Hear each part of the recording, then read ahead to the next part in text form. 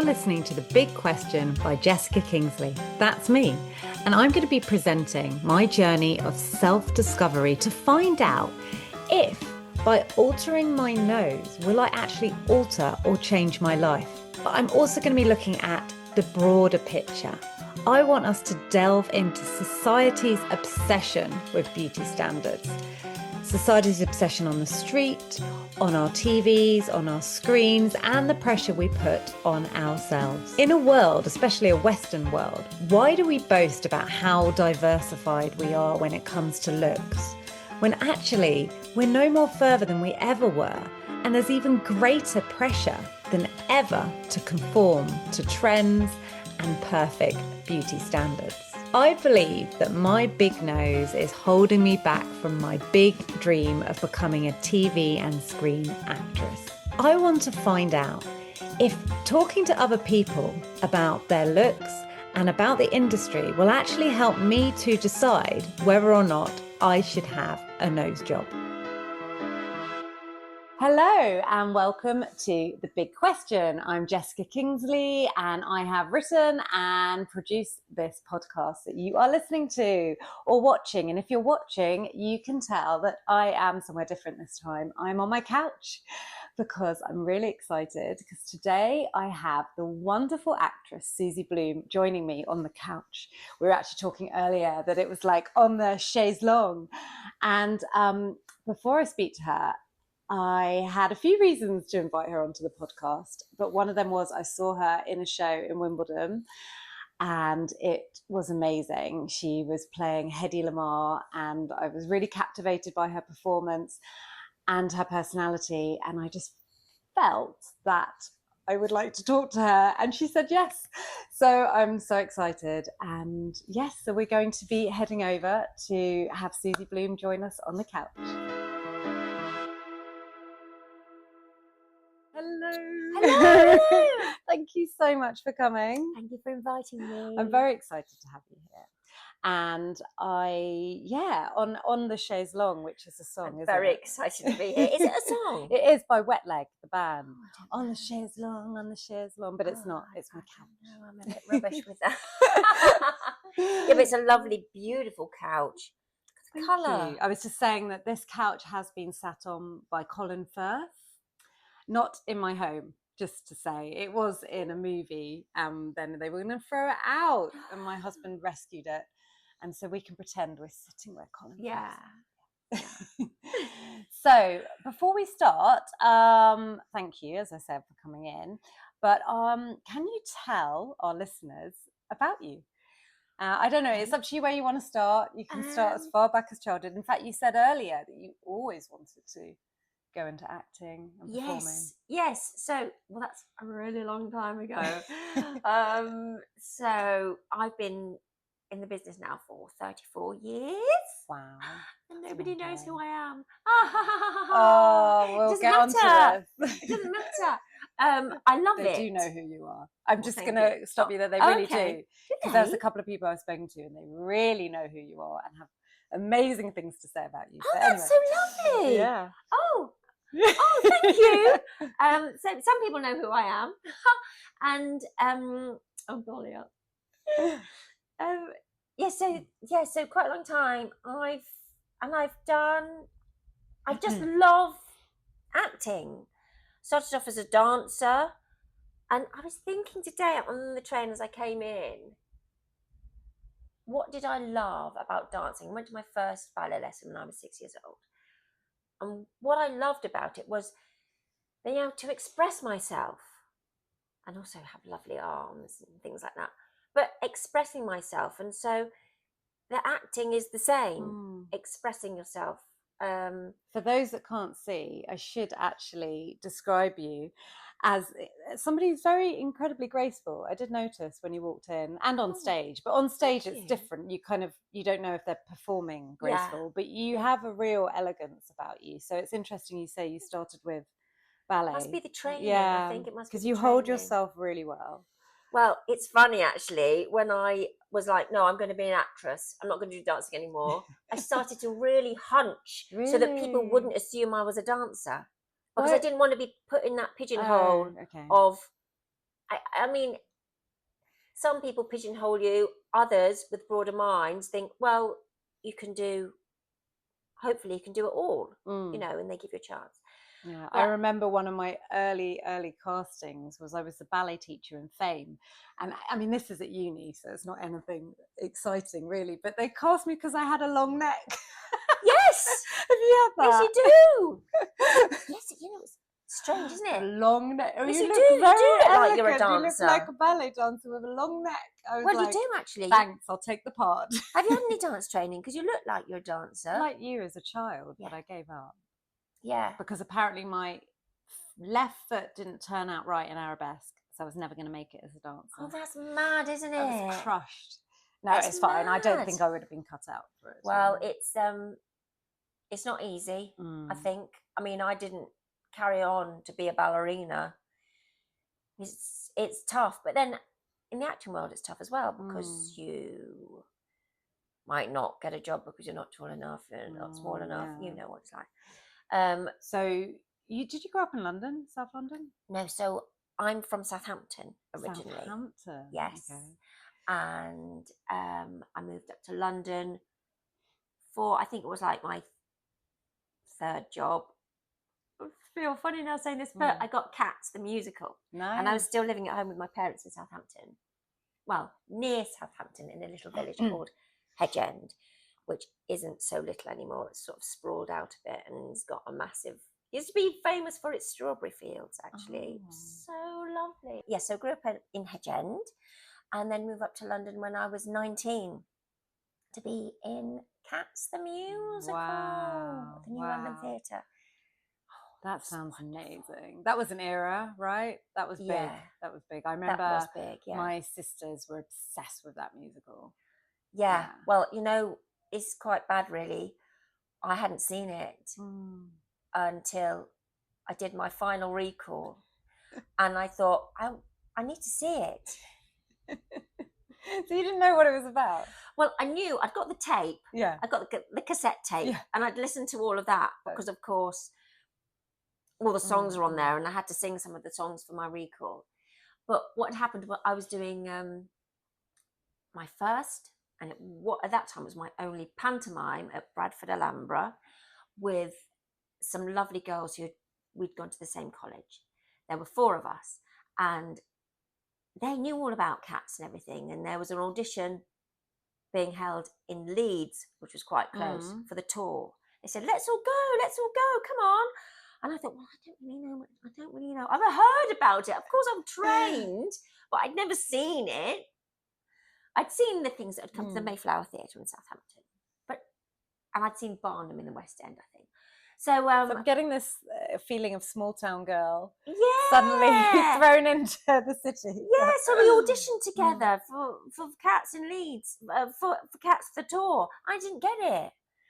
And one of the girls got it. And then I was back in Southampton and my friend who lived in London, who I'd done the panto with, said, they're auditioning at the back of the stage, newspaper, because there wasn't the internet or anything. Back of the stage, newspaper, they're auditioning for the London cast. But it says previous applicants need not apply. So we thought, we're not allowed to go. And then I said, let's go. Let's just go. Come on. If they recognise us, we'll be chucked out. So we queued around the block for the open audition. And it's held at the New London Theatre. So that was amazing going in there. That whole experience, so many girls there, all up for who knows what part. But it was an open audition in the stage. We went, my friend and I got right down. Explain to the listeners what the stage is, because I don't know. People might not know what it is. So the stage, and I think I missed out on the stage. So I'm going to be 45, but I remember my sister, who's 55, she was always obsessing over the stage. Yeah. So I think it might have come out on a Thursday. I'm not sure, but as soon as it came out, you went to the newsagents and you bought it. It was called The Stage and Television Today. And, it had lots of things. Equity, article, Equity, the Actors Union, had things from them. But I didn't really look at those. All we did was We'll go to the back. Yeah, the job. For the job section. Right. And see what was being cast, what auditions were being held. That sounds really, I don't know, like tactile and visceral of like, I want to get a job, so Yeah. I'll buy the paper. And Yeah, you got up early, went and bought the paper with cash. Yeah. I don't know how much it was, but you used change, you know, that shiny stuff to buy it. Kids You looked at today the will back. never get this. Anyway. You circled it in red. You phoned your friend on the landline to say, shall we go? I'll see you there. You know, So cool. you had to decide what time you were going to meet and then meet them at that time. And you couldn't be late. You couldn't be late because you didn't have a mobile to say, I'm just going to be... No. Meet them at that time. Oh, it was exciting.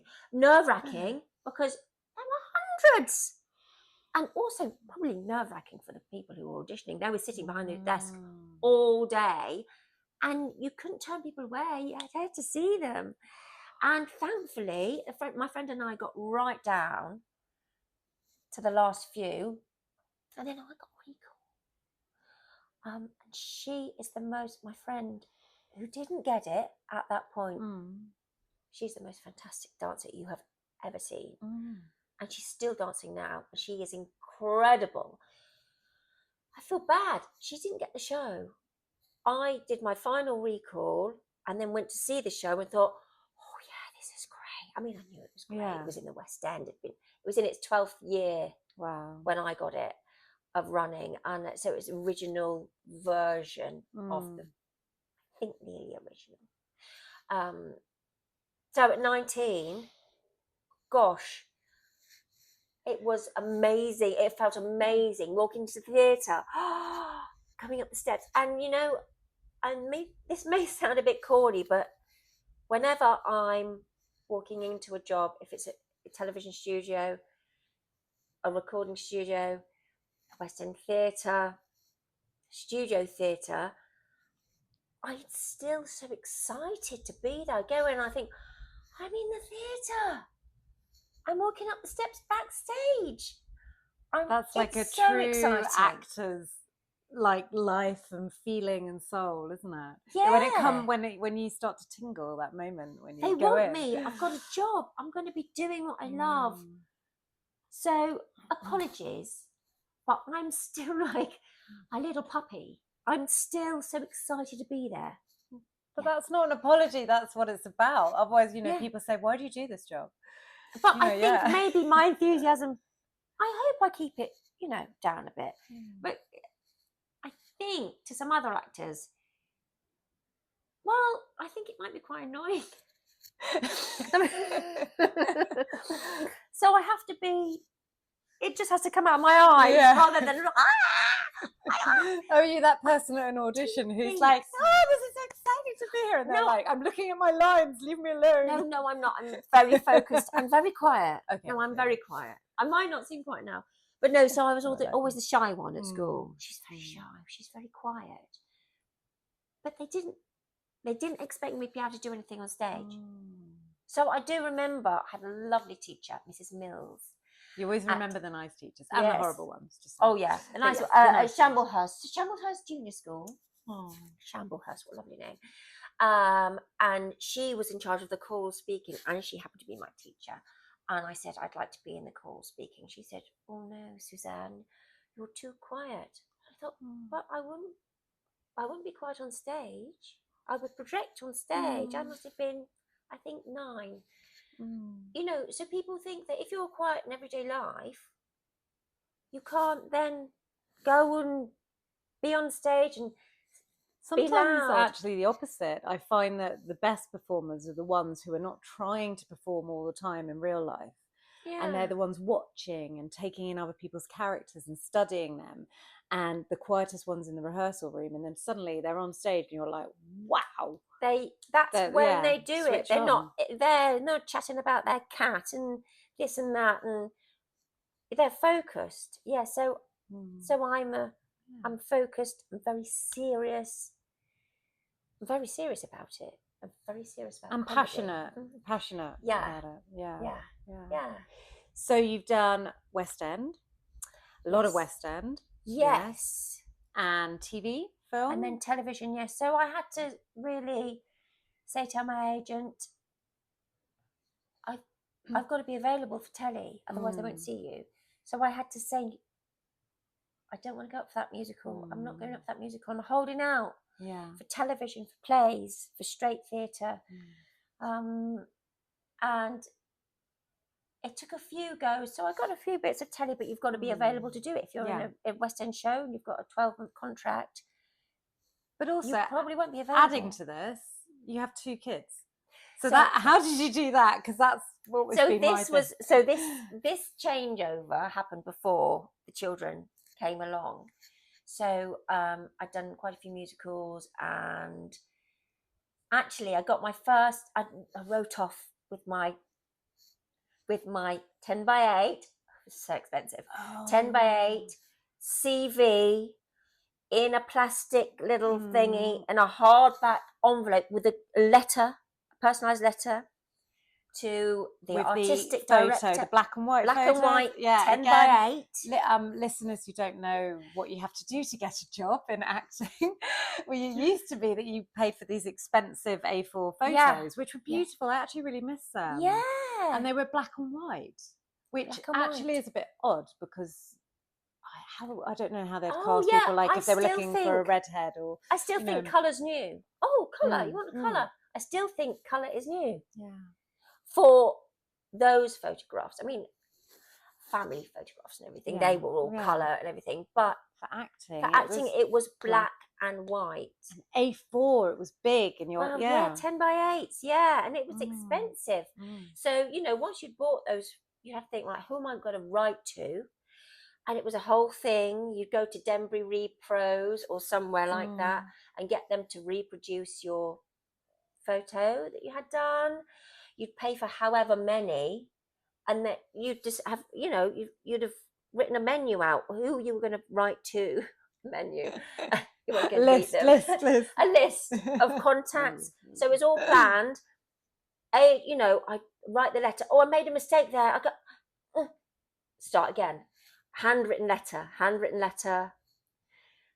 You wanted them to notice you've been professional, and I couldn't cross something out or Tipp-Ex something out. I remember I used to use cream paper, Basildon Bond cream paper, lovely pen, kiss the envelope before I put it in the post box. Wish you luck. I love it. But I wrote to artistic directors of theatres around the country, directors, casting directors for plays, saying, would you see me for your play? Oh, that's right, PCR as well.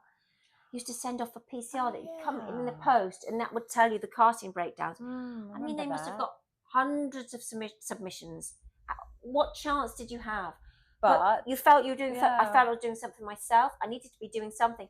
I don't know if anybody looked at them, but I'd send them off, and then eventually, I got a straight play. Well, a play through somebody coming to see me in a musical. Okay, this is a fantastic story.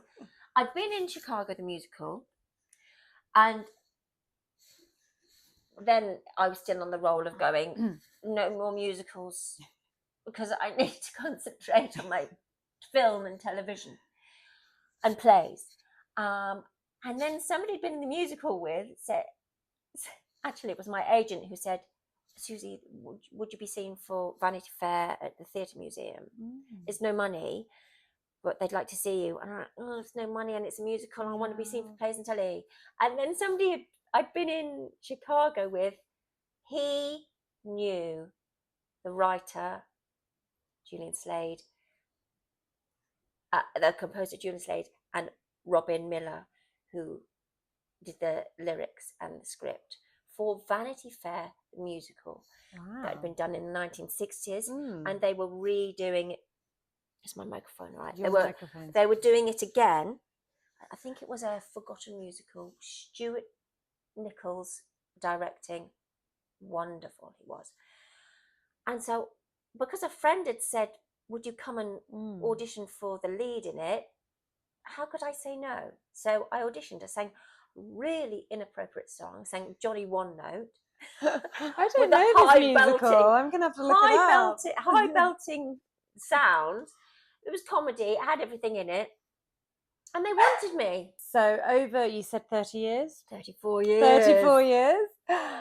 So over 3 decades, Yeah. you must have seen a huge change in the industry. So, I mean, we've already spoken about it, the literally the application stage of doing everything physically, sending paper copies in, photos, nothing electronically, queuing round the corner for an audition. You see, that's before I had an agent. That was before I had an agent. And then when I had an agent, they sent off the 10 by 8s. Except when I was trying to cross over to be seen for television and plays and film, then I thought I need to put the work in as well. So my agent was doing it and I was doing it as well. But I feel like it was more expensive to be an actress like 2 decades ago, 3 decades ago, because also we had to pay equity fees, the union fees. You couldn't even be seen. That's right. Without an equity. You had to be a member of equity. That's right. Yeah. Whereas now it's different. I think it's different, but I worked I feel I worked so hard to get my equity card in the first place. And I thought I'd done the amount of weeks you're supposed to do to get your equity card. Yeah, because you had to prove that you were a serious actor. You had to show how many professional gigs you'd had. I'm not quite sure. Well, I know this because my sister and I had an argument about this the other day. So she was like, I assure you I had to work to get that card, whereas I just paid for it. Like I said, I'd been in this, this and this. They were like, here you go, here's the bill. So I'd taken a job, actually before I left college, I was offered a job at Blackpool Pleasure Beach in some of their shows there.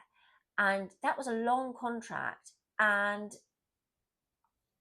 I was building up my weeks of work so I could get my equity card. And then I did a trade show and I did a panto and I did a trade show and I auditioned for Cats. Now, you see, at my final recall, I'd sung the songs and everything, and then Dinks, who worked for Cameron McIntosh, said, did I say it was Cameron McIntosh? Yeah. Cameron McIntosh said,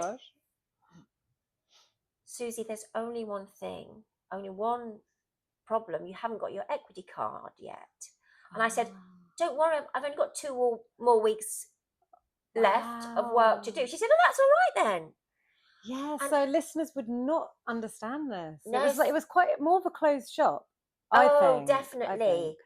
Definitely. So then I started rehearsals for Cats. And then once we'd opened, so 4 weeks later, once we'd opened, the equity deputy on Cats, so each show has an equity deputy. I can't speak. Equity deputy. An equity deputy. I'll just say that. Yeah. What did they do then? So they deal with any problems that arise in the company. So you don't sue them. Equity. So they're the in-between person for equity and the job. Yeah. And it's all lovely and everything. But I was in the green room and I don't know if I was in my Cat's makeup or not. I was in the green room before a show and he came to me and said, Suzy, equity refused you your equity card. No. Said, sorry, I'm really sad. But I'd already got the job. Thank goodness. I was naive enough to think I'd done so many amounts of weeks of work. And I had actually done that amount of weeks of work. But looking back now, maybe I should have phoned equity to say, I'm going to be starting this new job. Yeah. Can you start counting my weeks from this week? I'll never know. Anyway, so the equity dep said to equity, for goodness sake, she's in Cats in the West End. Will you just give her a card? So I didn't know if I was going to get my card or not. And then they came back and said, well, yes, you can, but you'll have to change your name because there's already a Suzanne Baker. That is my real name. Oh, I love Suzanne this. We're getting more secrets out. Yeah. And of course, I was devastated because as Suzanne Baker, I was known for my whole life. And maybe the contract hadn't started. So why Suzy? Because of the programme. So why Bloom? I had to put my name in the programme. So I was devastated Mm. because, you know, the people who'd been not very nice to me at school or pushed me in the Oh corridor. yeah, you wanted to say, this is me. This look is where me I've got, with my name in lights, you know? And maybe they'd go, oh, she's too shy and she's quiet, she can't. I wanted to prove that it was me, and I thought, well, what am I? And we didn't have the internet. We couldn't put on Facebook and now change my name because it wasn't there. We just had a landline or write a letter. Put or it in meet the somebody in person. local hedge end newspaper. That's what I did. I put it in the paper, I think I remember doing that. So Equity said, you have to give us 3 on the form, on the paper form, 3 choices. So I was devastated that I'd have to change my name. I couldn't add a middle name. I couldn't add a middle initial. So I had to change either my Christian name or my surname. So I looked in the telephone directory. I looked in the telephone book and I thought, well, I can't have my real name. I'll have something that sounds catchy. And so Bloom, because you're blooming gorgeous. Oh, thank you, my darling. I gave 3 choices, and I remember the choices. Yeah. So yes, so I became So Equity out of the 3 I gave them, they chose Suzy Bloom. Wow. And that's the story. Well, there we are. Amazing. Well, we're going to crack on because I think we have half an hour left and a lot of questions. So we've heard it. Yeah, I know, but it's good. It's good. It's because it's not just about you. We're hearing about the industry and how it's changed, which is what this is about. So yes, so we've seen the evolution of casting, of applying for castings. I mean, obviously for recent actors, they know how COVID changed everything. Gone were the days of going into a room, standing in front of casting directors, choreographers, whoever they were, and performing. You have to do tapes now. Yes. Pros and cons. Do you like doing self-tapes? Well, the pros are you can check what they're going to see. You can send in what you think is the best that you've done. Also, it means if you're a busy parent, you can do it at midnight when everybody's asleep. Yeah. But it also means that you don't have to take the baby in with you or travel into town, or travel into town. A lot of actors are broke because they're trying to juggle jobs. So, you know, travel is expensive. I think, you know, to be able to audition at home and then if you get a recall, get in the door is amazing. Yes. I mean, also it means that you don't have to be based in London. Yep. I suppose, you know? Or based anywhere, because like commercials are always filmed overseas. So and also you don't have to, if you're on holiday and you can't make it back for that really important audition, or if you're, for example, doing a play in Harrogate, you can't make it back to meet Stephen Frears, they'll take it on a film it. It's the norm now, isn't it? So it does feel like more pros, actually. Yes, except there's that cons are go on. Because I think it's probably because they don't have to hire a casting suite, they don't have to employ the people to film it, they don't have that time constraint for we're giving them 5 minutes each and we can only see 20 actors. So I think they see many more people, which could be good, but then there's more competition. And will they get through all the tapes? But there's a good chance you can get in the door. But I feel that, like, time is money. If they see somebody on a tape before they've seen the rest of the 50 and they think, yeah, she's great, she'll do the job, seeing the rest. Why do we need to waste our time? We've got it. And I think I don't know, I can't say. Oh dear, oh no. Oh, I'm just gonna stop filming. My dog has been sick. Hello, we're back. My dog Shadow decided to just throw up. I think she didn't have enough attention from you, Suzy. No, that's it. It's my fault. She's a complete diva. She's just like, look at me, fine. Now look at me. So we're looking at how the industry's changed, pros and cons of self-tapes. So one of the questions I want to ask you. So I saw you in depicting Hedy Lamarr, who I loved that show. I loved the way it was written. I loved your performance. And it was very thought-provoking.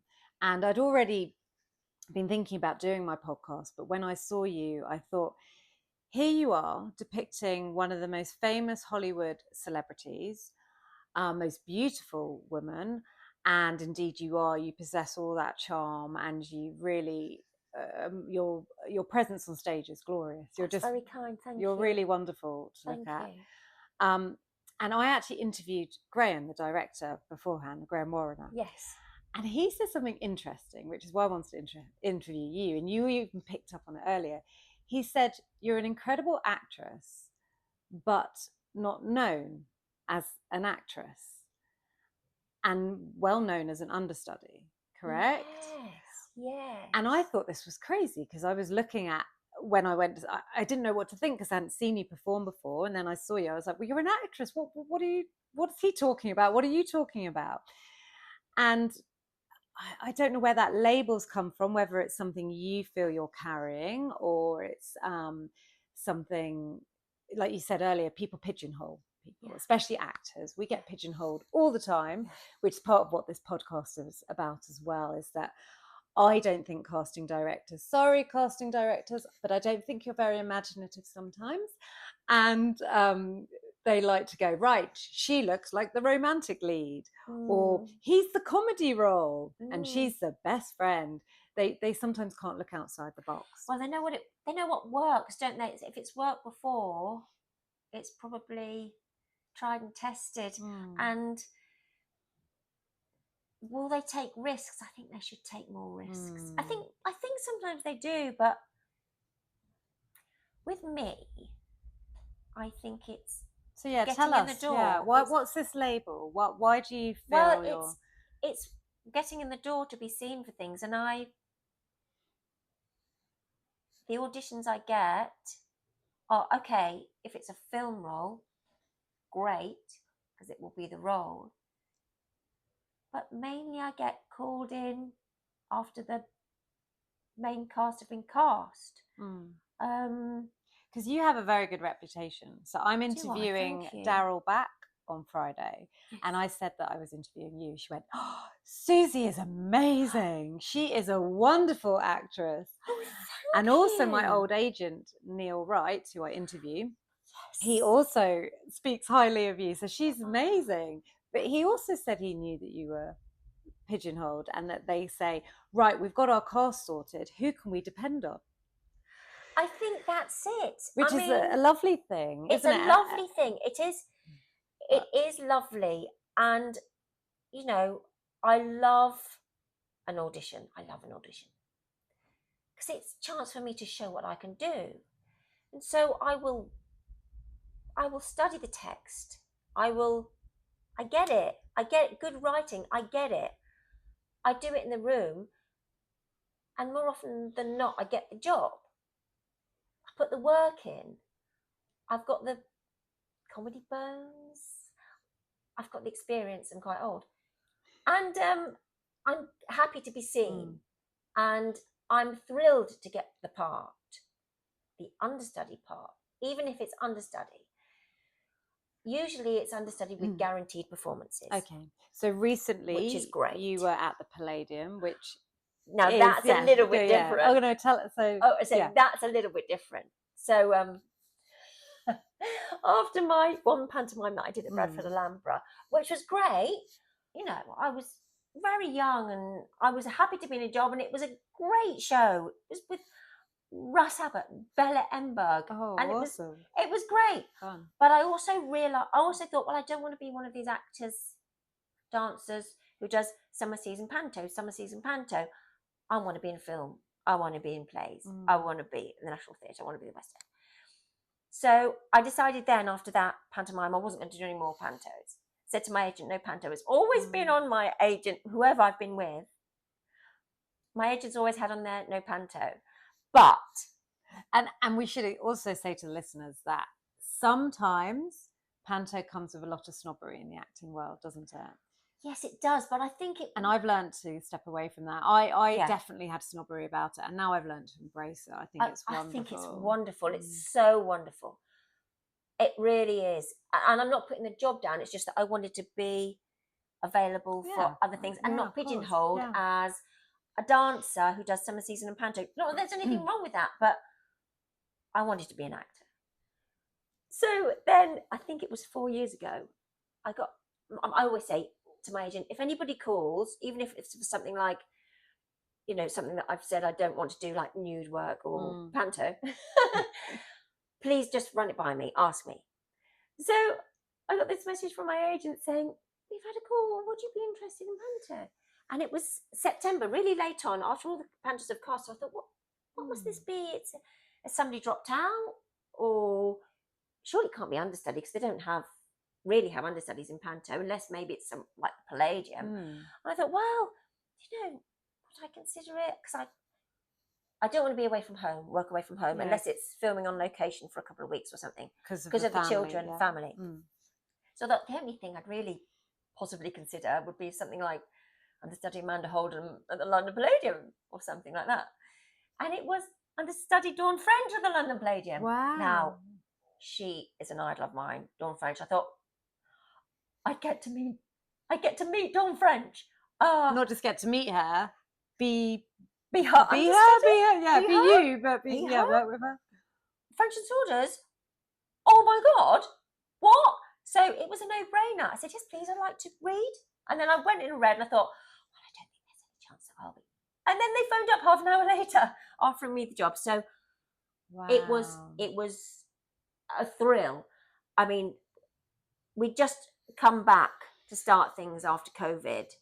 Things were just starting to go, and some work was coming in, but that was a thrill to be at the London Palladium, to meet Dawn French, Julian Clary, Nigel Hayes, Gary Woonwop, Paul's all the names, and to get paid actually as well. Get paid for that, and be, especially after COVID, be back in theatre, back in it. And I tell you what, it's a fantastic job. You're treated so well, and they're actually calling us standbys now instead of understudy, which I think makes a big difference. Because sometimes when you're understudy, the name is a bit underdog, and people can't help it. It's their natural instinct, their natural tribal thing is to treat the understudy, I can't speak, understudy, I think it should be called. Treat the understudy maybe not as well as they should be treated. And I've had that. Wow. And it's not nice. No. Because then the next minute, you're playing the lead. You're opening the show. You're getting all the laughs. And suddenly they say, oh my God, you were brilliant. And you think, why did I get the job? Because I'm not just because I have to on be the brilliant. street. I did audition, but it's a strange mentality because you're not with the rest of the company. You're in the green room or you're watching. It's sort of a bit of a subconscious prejudice, bias. I don't know what you call it. But I can imagine that. That's really hard. And even the nicest people will say strange things, and you think, and they have to go, oh, hang on a minute. It's because of that natural. And instinct. Actually, not to diss Dawn French, love her, and Catherine Tate, who you recently understudied. Stand by her. In a way, you could say you're actually better because they are known. So they possibly, not saying this is true, but they possibly got the part because they're a known actor or celebrity, because they're not even necessarily actors. Some of them are now TikTok stars who have just danced in supermarkets. And I suppose you could say that, but I must also say Dawn French, Jennifer Saunders, Catherine Tate, they deserve to be there because they are brilliant. They are so brilliant.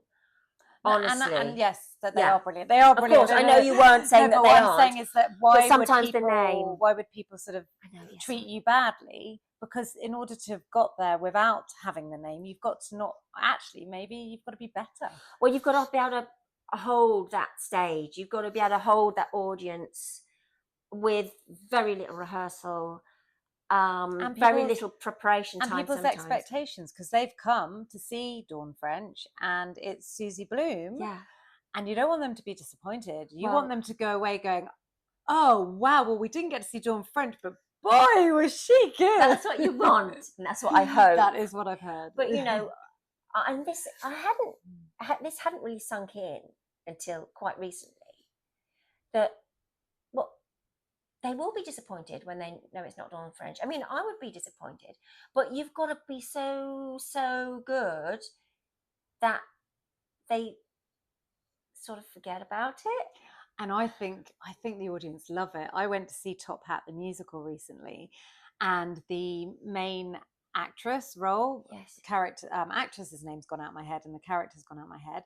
But the main lead heroine, I don't know what happened, but she couldn't perform. Yeah. And the understudy came on. She was brilliant. She fell over, hurt herself really badly at one point.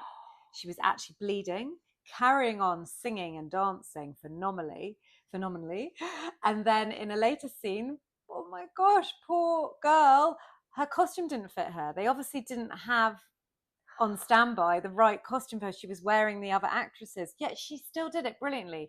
I walked out of that theatre going, that was an incredible show, and even better because it was the understudy. And people don't realise, understudy or standby, people don't realise that understudies frequently, they don't get the stage time, they don't get the rehearsal time, they don't get to do it with other actors. And so not only have they got to do the performance, they've got all these other things to contend with. I can't speak. You speak beautifully. This is actors for you. We're like, we can't speak, we can't say our words. I'm excited, I'm going too fast. So you've got all these other things to contend with. You've probably never done it with the lights before, which can knock you over, literally. They're so bright. Especially panto lights. I don't know how you perform. Well, I think the lights are much brighter now, apparently. I've got a lovely friend, Ella, who's an actress and singer, and she was on Spotlight for the panto. She does that in between. She said the lights are so much brighter now because people are used to looking at their phones and screens more, so that lights on stage have to be really bright. I just thought I was getting older and like sensitive to light and going, oh, it's so bright. Well, the reason why I speak about the lights is because I was a cover understudy many years ago in a musical, and we'd not had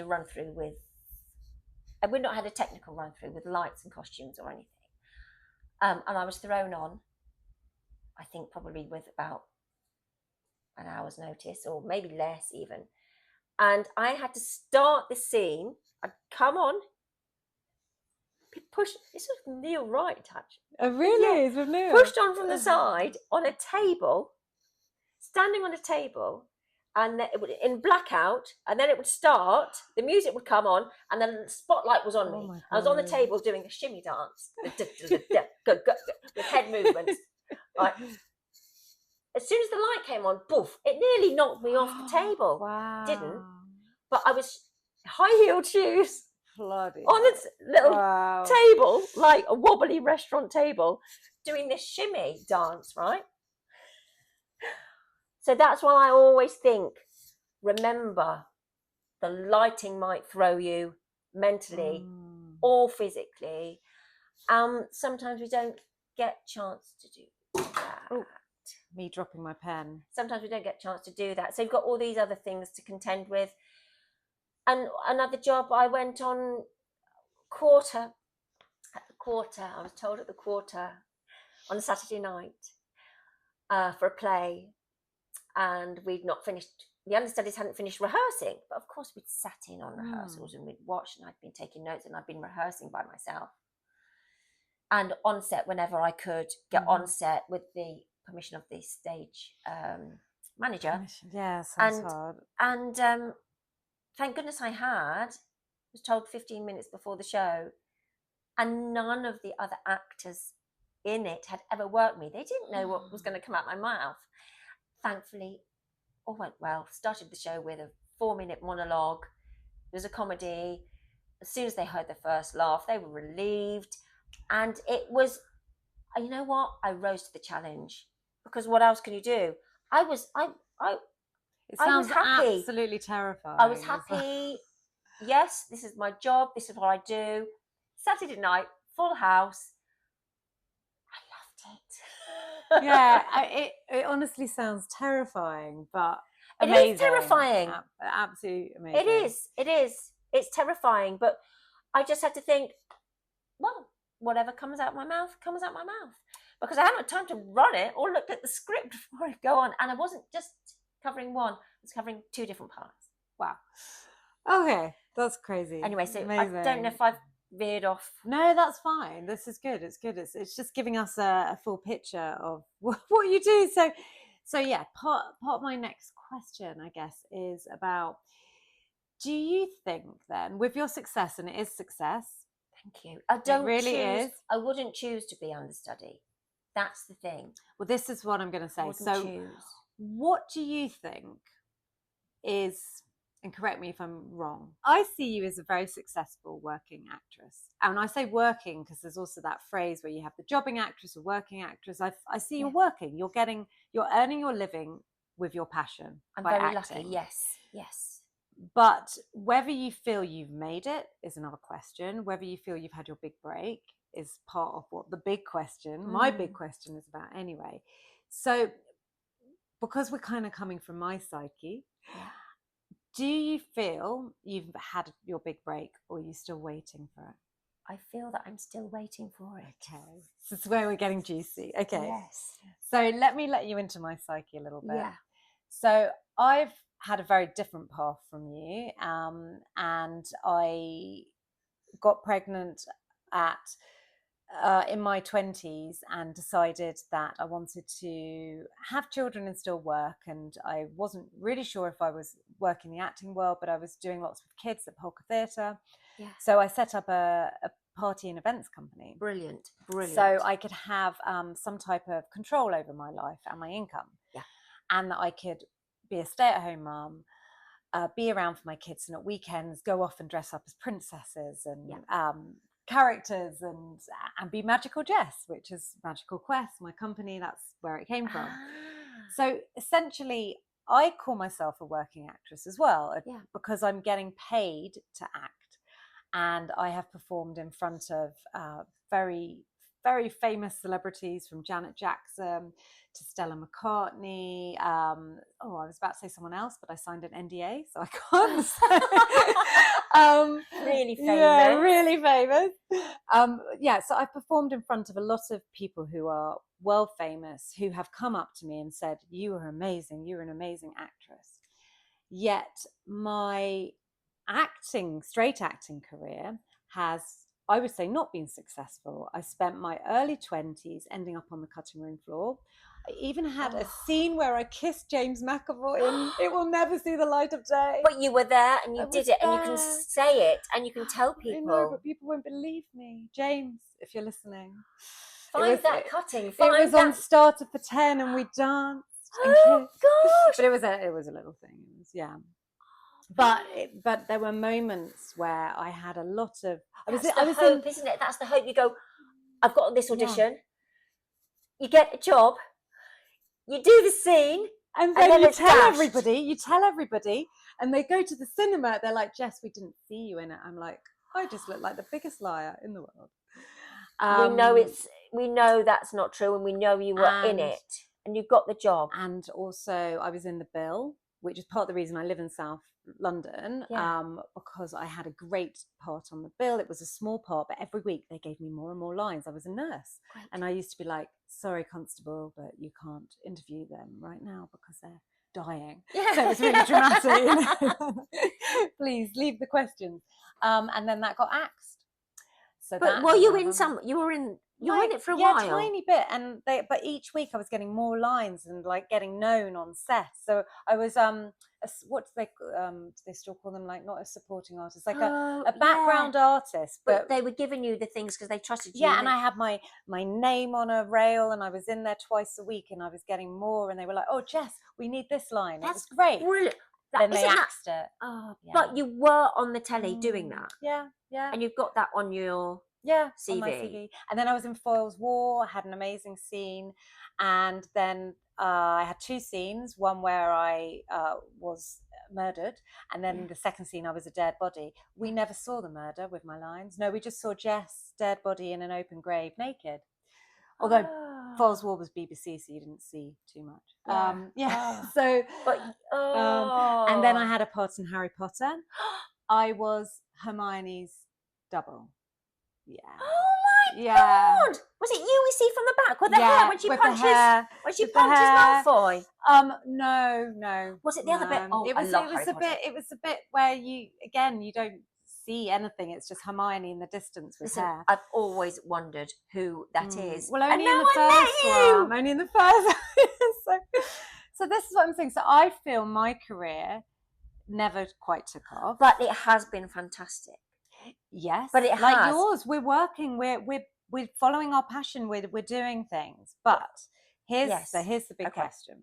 Okay, so after I had kids and I continued with the company because it makes me money and it's fun and I love it. I was like, right, I'm going to get myself an agent again, and I'm going to get out there. I'm going to go back to auditions. So and obviously the world had changed. It was a completely different world I was entering in. Right. So the difference between the 90s to the 2010s. Yes. So 20 years difference was vast. Yes. Suddenly it felt like the market was saturated because more people, you didn't have to prove yourself. You didn't need that equity card. The expenses were less, and also more and more people were being, I think, dragged off the street. Street casting there is now. It's a thing. You didn't have to go to drama school. You didn't need to have proven yourself. You could be working for the supermarket they want to make the advert for, and so that they'd be like, "Oh, I'm going to be on telly." So they didn't. There was like a famous Halifax advert where it was the Halifax banker, and he was in loads and loads of them, and he was a banker, which is great. You know, he did a good job in the advert. Yeah. So I was entering a different world. Yes. And then I suddenly started getting what I felt was a comment that I hadn't quite heard in the casting suite. So I was getting emails back saying the brand have gone another way, which is the classic. Yeah. Or the director felt that you were too ethnic was one. Right. Which I could only put down to one thing, which I believe is my nose, which is what the big question is about. Yeah. And then you can't help but then look at who got the job, and I'm like, oh, okay, so I'm seeing that the person who's getting the job instead of me is someone with a more castable, symmetrical face. Somebody but this could all be coming from my paranoid psyche of why I haven't had the big break. So my big question to you is, I feel, and this is the reason of the podcast, is that as much as our industry say it's evolved, and it definitely has in many ways, I feel like it's evolved in a way that, yes, we are diverse.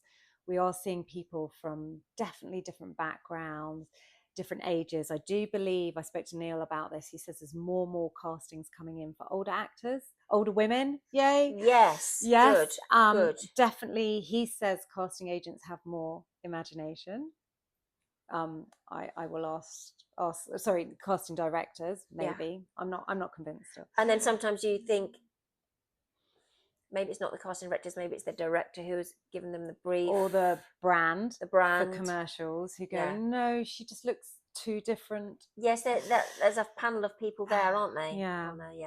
So my big question is, I don't feel I've had my big break or my success, and I'm putting it down to my big nose. That's my theory. I think I look too different for British TV. When I watch French TV, I'm completely obsessed with Call My Agent. Have you seen it? I've not seen it, but I've been you meaning have to watch it. Oh, it's brilliant. Suddenly, I'm looking at people on the screen who look different. Good. They're not all attractive. They're just, and they're not real as in they've been street casted. They're actors who are brilliant at acting, and they just look different. Like interesting features, different features, not perfect, not the safe, pretty perfect. Exactly. Not the perfect little nose, not the. So this is good to hear. Hopefully that will come over here then. I don't know if it will, because I feel like all we see on social media is perfect. And so part of my big question is that I feel, as I'm getting back into acting now, should I have a nose job in order to get my foot in the door more? My answer to that is no. I was going to say you don't have to answer it, but I'll tell you why. Because then you'll look like everybody else. And people used to say that to me when I said, because I've got a squoggle in my nose, and it hits the light. I think you're beautiful, and I said earlier that you remind me of a Sophie Ellis-Bextor. Thank you very much. But because it's always a bit rough to be compared to somebody else when you're you in your own right. I don't mind, because I always think I also get Shirley Henderson. Oh yes, Shirley Henderson. Yes, your voice as well in your playfulness. And I can even work it up so that I'm more like her in the voice. And I always, when people say that, I think, yes, because please can I play her sister in something? Yes. Or if you can't get a hold of Shirley Henderson and you need somebody who's a bit like her, I'm here. Yes. And I'm available. If anybody's listening, casting directors. And I tell you what's really weird. Another Shirley Henderson, but Suzy Bloom. Or like her, her sister. Yeah. She can have we can split the role or something. You could be the nice one because she's quite evil now. But I can do mad as well. I can do mad and evil. Yeah, mad and evil's good. Yeah. But so much so I was watching the telly a few years ago, and I thought, oh my God, I didn't know there was this gut feeling before my mind had even thought about it. I got the feeling that was me on screen. Wow. It was a wide shot, but I thought, oh my God, that's me. I didn't know I'd feel, that's not me, it's Shirley Henderson. But I thought that was me. Oh, you haven't met Shirley Henderson then? I've not met her, I'd love to meet her. I think that would be a really cool thing. Yeah. I'd love to meet her. That's like, have you ever seen Isla Fisher, who's really funny, talk about Amy Adams? Oh, no, I've not. It's hilarious because they always get confused. Yes, of course they do. So Isla Fisher plays on it. She really plays up to it. It's great. I really like that. So you should meet Shirley, and you should do swapping. I'd love to. In fact, I was casting a film which never ended up happening because the director said she'd like somebody to do have you seen that Happy Valley? Have you seen Happy Valley? There's an actress in it who goes to see somebody in prison, and she's really intense and she's really emotional. She said, that's what I want. That's what I want. And I said, what, Shirley Henderson? I saw that. And I thought that was amazing. And yes, I can do it. Fine. Thank you very much. And then we didn't make that because it was a feature, but then she cast me in a short film, which is doing very well at the festivals at the moment. Oh, what is it? It's called The Pause. And this wonderful woman who wrote it, directed it, got everything together on it, Sam Grierson. She's up and coming. She's amazing. And I love her so much because she cast me as the lead in her film. Yeah, we'll have to. But I love her so much because she's just incredible. Talking about the big break, the feeling of rejection, of not success. I hear you. Don't change. I don't want to change. Yes, I know. And can I say, when I've been feeling particularly low about the business, or maybe I just had a rejection of some kind. I do remember one time when my agent dropped me, and I had 2 young children. I think Charlie was only 18 months old, and I'd gone to every audition that they'd sent me for. I pulled out the stops. I'd gone with buggy board and buggy and baby and on the breast and Do you want a whatever. name and shame? I shan't. Oh, I shan't. Because I know it was just business. Yeah, I know. But I took it personally. Yeah. Because I blink and I put everything into this business. Because I love it. And this is what I should be doing. And I thought, there's something, it's my nose. It's my nose. That's why I'm not getting seen. That's why I'm not getting in the door. It's my nose. And then another time I was feeling low. I thought, it's my nose. It's my nose. So I actually had a consultation with a nose specialist, rhinoplasty surgeon. Researched it all, found the best, paid to have a consultation. What he said to me was, well, I had to provide photographs of front on, side on, and everything. But he said, take them from, I think it was 1.5 meters back, or it might have been 2 meters. Yeah. He said 1.5 meters back, because if you're taking a photograph on your phone, I don't know whether it applies to camera as well. Selfies or whatever, they come up, they're really close. Oh, the fisheye lens. And they make your nose look bulbous.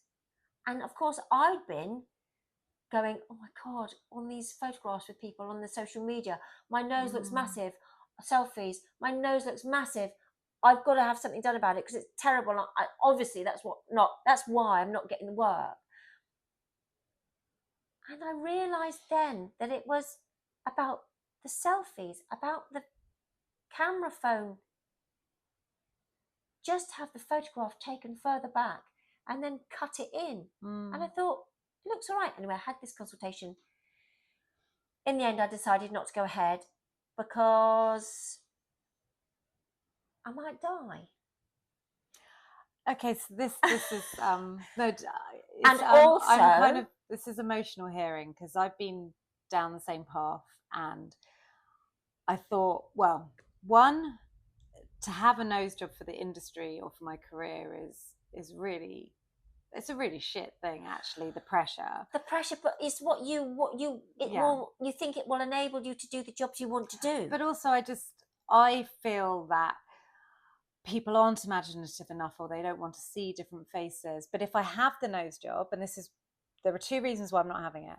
One reason is, if I have the nose job, then I'm literally feeding in society's psyche of what is normal on screen, TV, theatre, in society, that in order to be successful, whatever that is in inverted commas, you have to look a certain way. I don't want to feed into that psyche. No. But at the same time, I'm absolutely petrified I might die. And I have a wonderful husband and 2 gorgeous kids that I don't want to leave behind, all for the sake of a nose. But well, it's the nose to get the jobs, but also then you'd be like everybody else with a normal nose. But that's what I thought. I thought I'd be everybody else like a normal. And then so when a part comes up where they want somebody a little bit quirky, maybe I wouldn't fit anymore because this is gone. I know, but then I look on screen and I don't see quirky, unless that's what I'm saying. In France, they all look quirky, but they don't. It's just their norm. And then in Hollywood, no one. Okay, in Idina Menzel, quirky if you're saying it because of her nose. Right. Also, the most incredible singer, and made it because of her voice. Barbra Streisand. Yes. And my first episode, I do talk about, like you say, about people saying you look like some people. My whole life, it's been Barbra Streisand or Sarah Jessica Parker. But why can we list them on our fingers on one hand? Yeah. Why aren't we seeing more of those faces? Yeah. I just don't believe in this word of diversity. I don't know. And then my sister, she dropped a banger. She loves doing this. She's always the one. That's what sisters are for. Yeah, big sister. She said to me, don't change your nose now. And I said, why? She went, because you're finally coming into the casting bracket where you can play wicked old ladies. Classic. She's like, no, keep it, because it means you can play like the wicked stepmother, the evil witch. Which reminds me, I went to see an agent when I was looking for a new agent. And they said... No, they didn't. I can see you play the witch. You can play the witch. They said that. And I thought, I don't think you're the agent for me. I said, thank you very much. And went, I thought, is that all? The witch. You'd be good at the witch. I mean, this was maybe 20 years ago. But I don't think people's imagination have changed. Oh, although thanks to Wicked, Cynthia, yes, she has probably changed the face of a witch. Yes, she has. Thank goodness. But Hermione. Yeah. Oh, Hermione's a witch. Yeah. But I don't. Helena Bonham Carter, Bellatrix. She's yes. beautiful, Helena Bonham she's Carter, incredible, isn't she? Yeah. So she shouldn't have had that part. No, should have given it to. Mind you, what am I saying? Yeah. What am I saying? It's okay. Yeah. So these are my bugbears. This is what it's about. I don't know. I don't feel like. Essentially, should we have to change to get our foot in the door? And when I say we, I don't just mean you and me. I'm talking about other people out there. Yes. Who perhaps aren't. I love Amanda Holden, by the way. I really love her. But she's lovely. I love Amanda Holden. Understudied Amanda Holden. She's lovely. I did her wedding for her. But yeah, Amanda, if you're listening, it's me, Magical Jess. Yeah, she's gorgeous. She has so much energy. Wow. Force of nature. She is incredible. She's a force of nature. She gets things done. Yes. So but we don't all fit into Amanda's beautiful pixie look. What if she was in our situation? Would she make something to fit her? So, for example, we should write something which it doesn't mean that to be in it you have to have a quirky look. So that should be a material. Yeah, it should, exactly, yeah. But we should write something for ourselves and for others. It's getting the funding though, isn't it? Yeah, but just to see that you don't have to look a certain way to get certain parts. And that's what I was saying with the Call My Agent. One of the agent in it, she's like the feistiest agent. She's lesbian and she has this huge amount of love interest. Like she gets any woman, she walks into a bar and the women just drop at her feet. Yeah. And she's her business, she gets all the contracts. She doesn't stand for any crap. She has a nose. You can't miss it. Okay. She has a big nose, an unusual nose. Yeah. Yet she's been cast as powerful, successful, and sexy. Not a witch. Not a witch. And not evil, because she's her character's nuanced. Although she comes across as really hard, she is softy inside and looking for love. And then becomes a single mother. It's really sad. Sorry if I've given a spoiler. But you should watch Call My Agent. But that's what I love about her. Or maybe matter. France. It doesn't. They've literally gone. She's an amazing actor, can play this role. Rather than does she look right? That's it. Yeah. And that's got to happen. But I don't see. I'm cynical. I'm thinking it won't happen. Therefore, I have to change my nose to get in the door. But if somebody overnight offers me a part, and probably you wouldn't change anything. No. And I'm not saying you are thinking of changing anything. No, but I was. About myself. No, but every now and again, I do think, because I've always wanted a lovely little nose. But I haven't got it. Hopefully people can see past that. And the thing is, you see, of course I have, if I've gone up for a film, then I've usually got it. It's getting in the door in the first place. So, and they've never said anything about my nose. And I've always in the makeup thing say, can you powder my nose? Can you powder it because of the shine coming off it? But I think people want to see real things now. I think so. But then I think we're competing with social media where they don't see anything real. So therefore, the more reason to see real on TV. But yeah, more reason. Do you think it's going to shift? So Neil, who we spoke about, he believes it's going to evolve. He thinks it is going to evolve even more. There's going to be more faces, more change. I don't know. We're yet to see. I really hope so. And I think it will be more interesting. It will be more interesting. I think so. And it will be more comforting, heartwarming for us to see, and also for people the like next that. generation to be watching their screens and go, oh, that person looks like me, and they're playing a romantic lead. They're not just playing the funny best friend, Yes, or the evil character, or whatever Yeah. it is. I'm not just talking about noses Yeah, now. I'm talking yeah. about whatever it is. But I'm realizing I think we're getting to an end because we've talked a lot. We've talked a lot, and I'm hungry, and I think my microphone's picking up my tummy rumbling. And I hope my microphone hasn't been too squaggly, because every now and again I move it. I hope it hasn't gone. It might have done. People are getting a real feel. But honestly, I one- could talk to you forever because it's so interesting and there's so many things we've not covered. Suzy, thank you so much. Thank you so much. I thought I was going to get more emotional because before we started, I had a bit of a cry, and I can't even remember what it was you said now, and you set me off. Well, I you had know, a cry. that's their professionalism, you know, stepping up, isn't it? I don't know. I think you said something and it really resonated, and I was like, oh my gosh, you just set me off.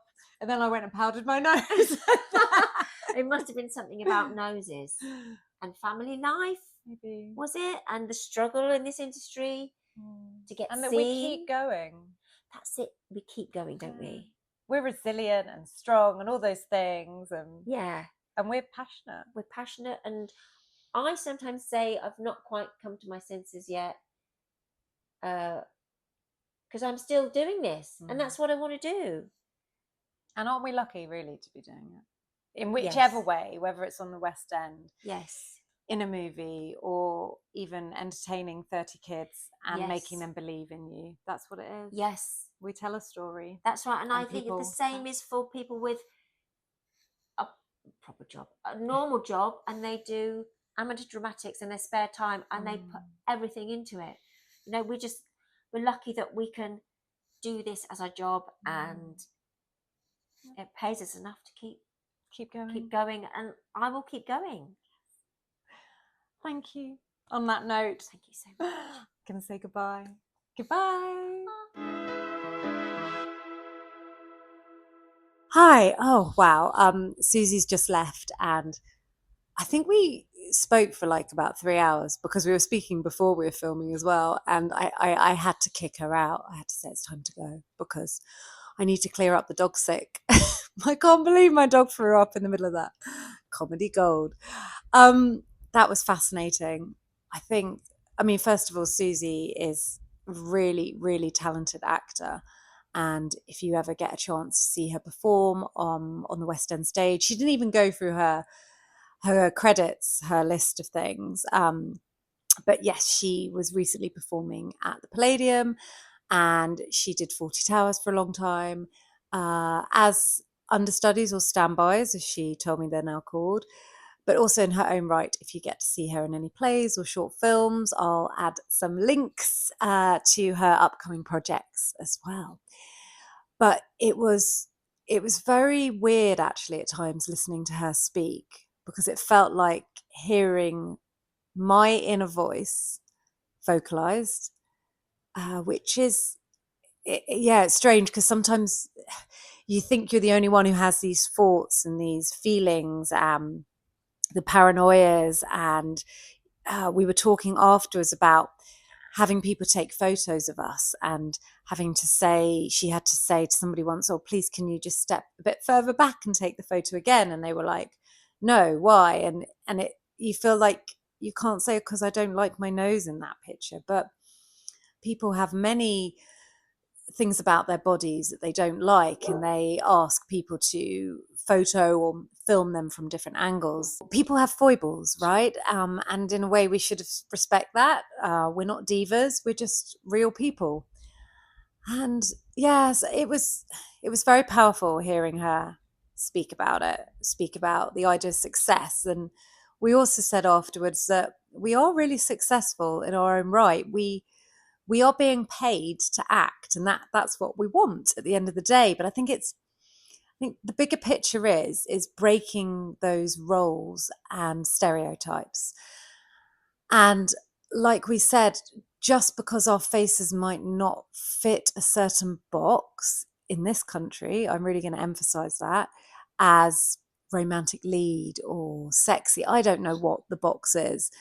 Why can't we be seen in those roles? Actually, I think that will bring me on nicely to my next episode when I'm going to speak to a producer, somebody who is hopefully behind these decisions.